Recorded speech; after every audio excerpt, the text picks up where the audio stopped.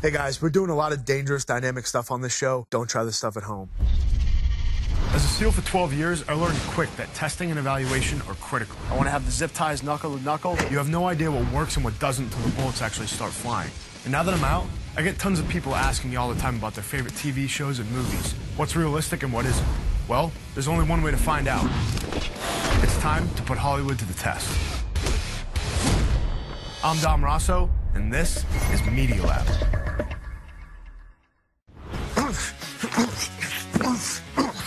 There's always a way, wouldn't you agree? And what I'm talking about is that there's always an option, whether you find yourself in a threat scenario or an everyday situation. There's always an option you can find in your environment to change the odds. There's a couple of scenarios we're going to break down in a couple of scenes, and one of my favorite scenes is bringing in your environment, and it's from Bourne Supremacy.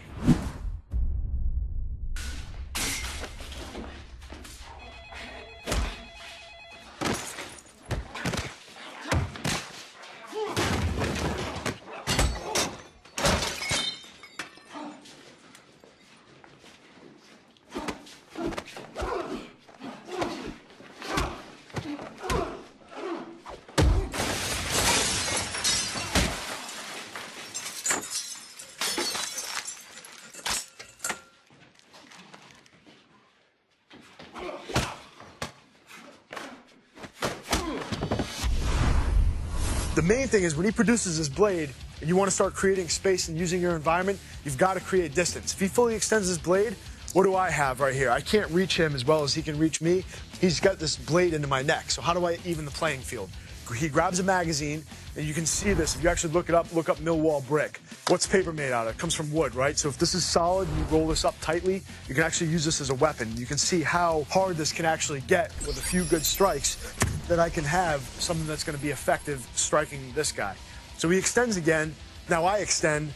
Now I've got something that can hit him just as effectively. I can dig into his bones. I can clear his arm out of the way, strike forward. All these things work. So what we're going to do is he's going to put this blade back in his pocket. I don't know which hand it's going to come from, and I got to move back, roll this up under stress, and be able to clear his hand out and do a couple of effective strikes.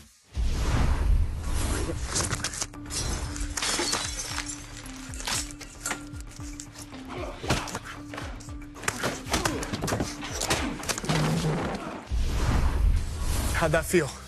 Well, those shots to the hand definitely, if they were full force, would have knocked the blade right out of my hand, and then those straight thrusts to the face were pretty powerful. Yeah, there's no question, you know, when you roll these things up right and you actually get them to be really hard, you can see this thing has a lot of force to it. So at the end of the day, what you have to understand is you have to manipulate your environment, but this has nothing to do with magazines or any other tool that you're grabbing. It's about your mindset. So what we're going to talk about is, you might have seen the movie Killer Elite. It's got one of my favorite actors in it, Robert De Niro. What he does is he's applying his mindset, and he's taking off his jacket in order to fend off a blade to close the distance on his attacker. Let's check it out.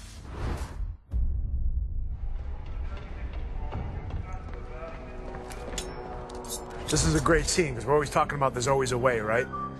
In a subway, urban environment. So here, they're getting this close quarter scenario.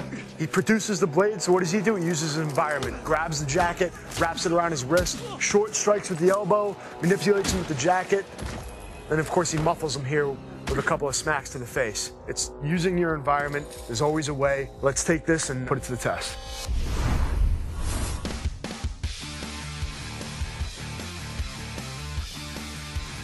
So in the movie Killer Elite, when Robert De Niro is going down the escalator, his opponent locks eyes with him and sees him coming down. When's it ever a good idea to give up the space that you've already taken? Which is exactly why De Niro is able to sneak up on him, because he loses visual of him. So he tucks behind the corner. That gives him a chance to maneuver whatever way he wants to, allows him to sneak up. He comes up and he has the element of surprise. He clearly sees the blade and the weapon that he's using. So why not trap this arm, right? Get the element of surprise, trap it here, and now do your strikes from headbutting, elbows, knees, go high, low, and then trying to knock him out to make him forget that he even has a blade in his hand, right? Take his will to fight away. So instead of doing that, he sneaks up, whistles, does a little jab here, pushes him out into the open. And after they get out here, and they have this reactionary gap built, once he does his first swing, you can see it kind of hit him in the movie, like, okay, I got to even the playing field. What can I do?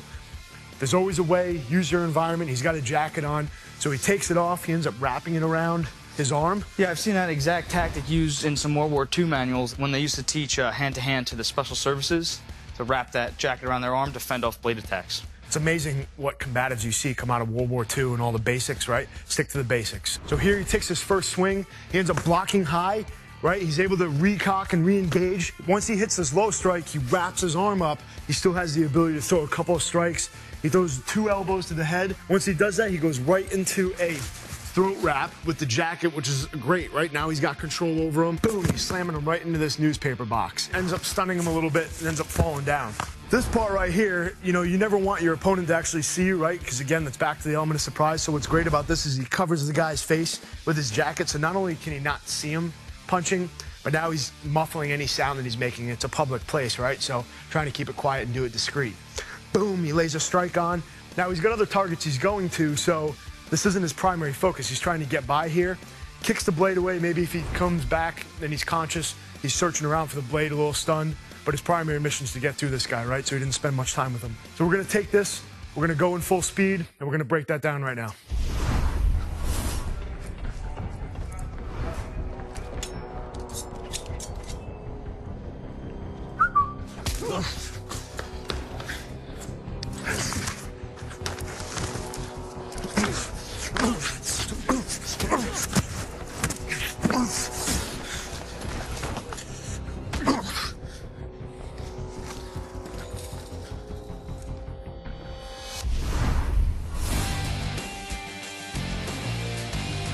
All right, guys, there's always a way, right? Not going to be the last time you hear us talking about use your environment. So, you know, like we saw De Niro using this, wrapping his arm to close the distance. In the beginning, we saw Bourne use the newspaper to close the distance. Both awesome tools to use your environment. And I thought it was awesome breaking those things down. Yeah, I thought this worked really well. It's better than I had anticipated, especially that choke. It's nice and tight. All right, guys, we're going to wrap it up with answering a couple of questions that are coming in for the social media. First question is going to be, if I don't feel comfortable with guns, should I carry mace or a knife? So it's a good question. Obviously, if you're not comfortable with guns, that's cool. I always recommend getting comfortable with them, respecting them, and training with them. But if you're not and you've identified that, mace or a knife are both great tools, learning how to train with them and learning how to apply them. I personally would rather carry a knife because it won't run out. It's a great tool, it's solid, and you can do a lot of damage with it, where mace, there's a lot of guys I've seen fight through that pain. I know if you spray me right now and you have a committed attacker, that's not going to stop me. So it's a good tool for some attackers, but it's not going to affect all. If you become proficient with a knife, it's absolutely a great tool you can apply to defend yourself. Next question, what is my favorite movie? One of my favorite movies, directed by Robert De Niro, called The Bronx Tale. It's got a little bit of everything in there. There's a lot of loyalty, there's family, there's a lot of passion in that movie, and it was really well done. So great movie by De Niro. That's one of my favorites. That's it for this episode of Media Lab, guys. Awesome breaking those scenes down. We look forward to seeing you next time.